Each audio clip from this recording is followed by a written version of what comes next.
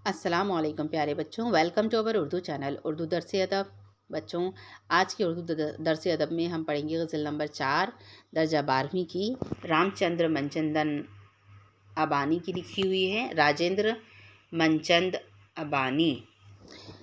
बानी का पूरा नाम राजेंद्र मनचंदा था और बानी तखल्लुस था।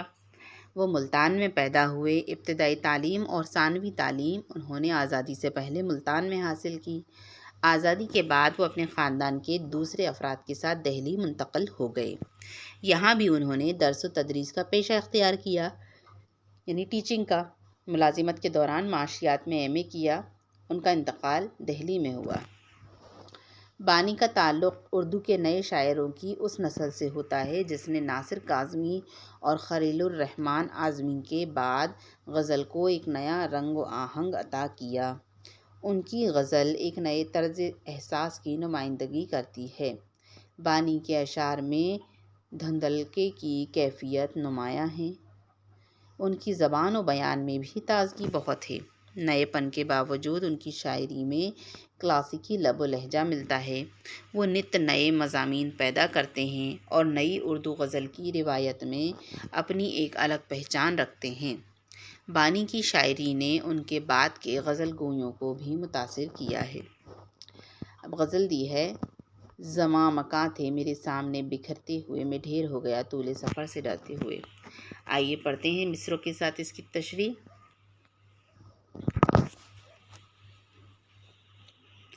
ज़मां मकां थे मेरे सामने बिखरते हुए, मैं ढेर हो गया तूले सफ़र से डरते हुए।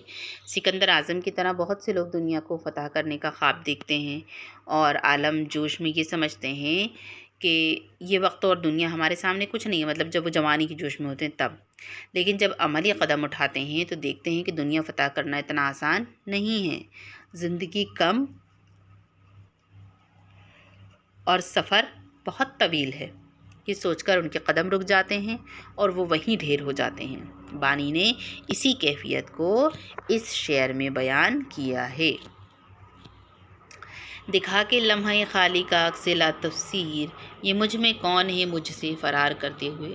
अब बानी ने जदीद लबो लहजे में ज़िंदगी के फ़ना होने और ज़िंदगी के बेमायने होने को इस अंदाज़ में नज़म किया है। शायर ऐसे आलम में है जब वो किसी मसले पर गौर कर रहा है, लेकिन गौर व फिक्र के बाद भी कोई बात समझ में नहीं आती, और जो बात सामने आती भी है वो कुछ भी वाज़ेह नहीं। यानी ज़िंदगी में कभी कभी ऐसा लम्हा भी आता है जिसमें कुछ नज़र नहीं आता और आदमी खालीपन महसूस करता है और उसे लगता है कि मैं वो नहीं रहा जो पहले था। शायद मुझ में कोई और समाया हुआ था जो मुझे छोड़कर चला गया। इसी कैफियत को शायर ने बहुत ही खूबसूरत अंदाज में यहाँ बयान किया है। ये आज के इंसान का अलमिया है, दर्द है कि वो भीड़ में रहते हुए भी ख़ुद को तन्हा समझता है। बस एक ज़ख़म था दिल में जगह बनाता हुआ, हज़ार गम थे मगर भूलते बिसरते हुए। अब बानी कहते हैं कि इंसान को ज़िंदगी में अनगिनत गमों के ज़ख़म और रंजो अलम से गुज़रना पड़ता है और इंसान हज़ारों बातें और दुख दर्द भूल जाता है, मगर ज़िंदगी में कोई एक ज़ख़म ऐसा होता है जो कभी नहीं भरता। कहा जाता है कि इंसान पहले इश्क़ की नाकामी और गम को तो कभी नहीं भूलता। शायर ने इसी तरफ इशारा किया है। वो टूटते हुए रिश्तों का हुस्न आखिर था कि चुप सी लग गई दोनों को बात करते हुए। उर्दू शायरी में दो चाहने वालों के तर्क ताल्लुकात पर मुतअद्दिद शेर कहे गए हैं, है ना। मतलब जो दो महबूब होते हैं जब उनका ताल्लुक़ टूट जाता है तो उन पर बहुत सारे शेर कहे गए हैं। लेकिन बानी ने इस पुराने मौजू को नए अंदाज में बयान किया है। वो कहते हैं कि आशिक़ और महबूब के दरमियान ये नौबत आ गई कि वो रिश्ता जिसे मजबूत समझा जा रहा था टूटने लगा, और ऐसे वक्त में जब दोनों अलहदगी का फ़ैसला करने जा रहे थे दोनों को चुप लग गई, एक दूसरे को खामोशी से तकते रहे। इस कैफियत को बानी ने टूटते रिश्तों का हुस्न आखिर कहा कि ये ऐसा लम्हा था कि जब कोई फ़ैसला ना किया जा सका और फिर एक बार टूटते हुए रिश्तों की जोड़ने की कोशिश होने लगी। अजब नज़ारा था बस्ती का उस किनारे पर, सभी बिछड़ गए दरिया से पार उतरते हुए। आपको मालूम ही है कि बानी मुल्तान यानी पाकिस्तान में पैदा हुए थे। जब मुल्क तकसीम हुआ तो वहाँ से और लोगों के साथ बानी का ख़ानदान भी हिंदुस्तान मुंतकिल हुआ। न जाने कितने लोगों ने एक साथ सफ़र करना शुरू किया था, मगर साथ सफ़र करने वाले रास्ते में बिछड़ते चले गए। कोई कहीं गया, कोई कहीं पहुँचा। यानी दरिया के उस पार जाना था, मगर इस पार पहुँचकर लोग साथ न रह सके। एक शहर मुल्तान के सभी रहने वाले दिल्ली नहीं पहुँचे। कोई पंजाब में ठहर गया, कोई मुंबई गया, कोई कहीं। और शायर ने इस बात को शायराना अंदाज में बयान किया। मैं एक हादसा बनकर खड़ा था रास्ते में, अजब ज़माने मेरे सर से थे गुज़रते हुए। शायर ने एक आम तजुर्बे को शेर में बयान किया कि आपने देखा होगा कि सड़क पर कोई हादसा हो जाए तो लोग एक नज़र देखते हुए गुजर जाते हैं। तो ट्रैफिक इसी तरह चलता रहता है। यहाँ शायर ने अपनी ज़िंदगी को एक हादसा करार दिया है और ये बताया है कि वक्त तेज़ी से गुजरता रहता है। शहर में लोग एक दूसरे को देखते हुए गुजर जाते हैं। कोई किसी का परेशान हाल नहीं। मैं किसी दौर में जी रहा हूँ जब आदमी आदमी का रोज़गार नहीं।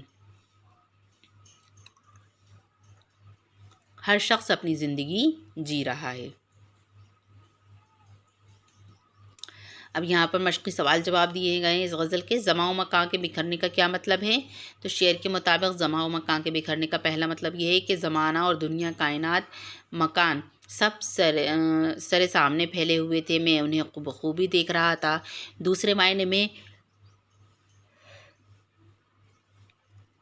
लफ्ज़ बिखरने से ये मुराद ली जा सकती है कि अशिया किसी एक मुकाम पर रुक जाती थी, कोई कहीं कोई कहीं, इसलिए उन्हें आसानी से हासिल नहीं किया जा सकता था।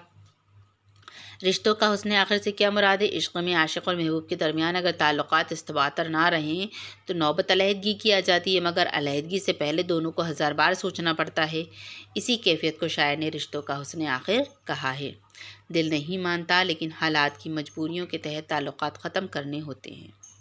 शायर ने अपने आप को हादसा क्यों कहा है? आज का इंसान दूसरे लोगों की बेमुरव्वती की वजह से ख़ुद को तन्हा महसूस करता है और अपने वजूद को एक हादसा करार देता है कि एक हादसा वाक़या हुआ और वक्ती तौर पर लोगों ने उसे महसूस किया और फिर किसी को कुछ पता नहीं। ठीक है बच्चों,